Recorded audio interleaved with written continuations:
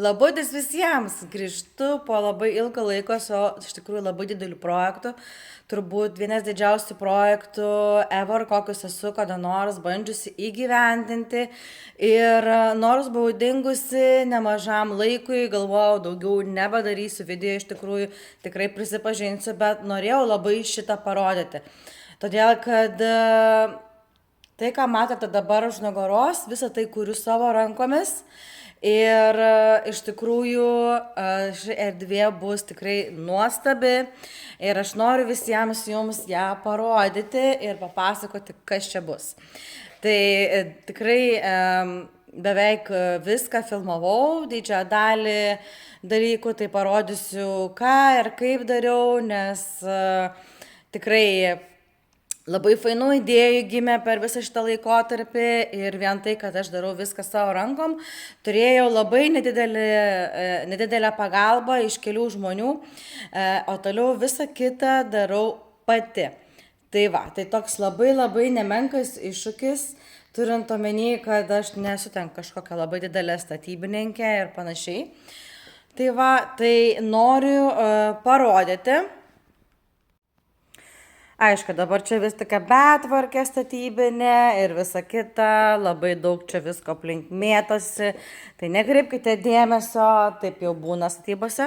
Tai patalpos yra tikrai nemažos, čia viskas yra procese jau ir čia yra apie 210 kvadratų. Tos patalpos, čia bus dekoratyvinė siena, ten bus dekoratyvinė siena. Vienu žodžiu, ten tualetai, ten bus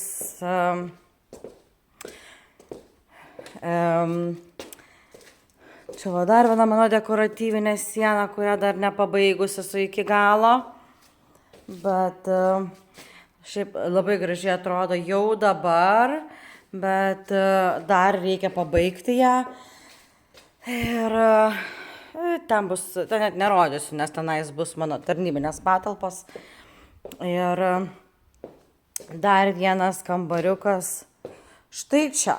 Tai jeigu pasakojant, kas čia bus, tai šios patalpos bus skirtos jaunimo užimtumo erdvei. Kažkaip pagalvojau, kad norėjau kažką daryti, užsiimti, atidaryti kažką gero, ko mums gali reikėti. Ir pagalvojau apie tai, kad mūsų jaunimas neturi kur praleisti savo laiko. Ir šlaistosi gatvėmis, Akropolyje, kavinėse sėdi, ten valandas tą pačią arbatą ar kavą geria. Ir tiesiog pagalvojau, kad jiems reikia erdvės, kur būti, kur kurti, kur kurti bendruomenę.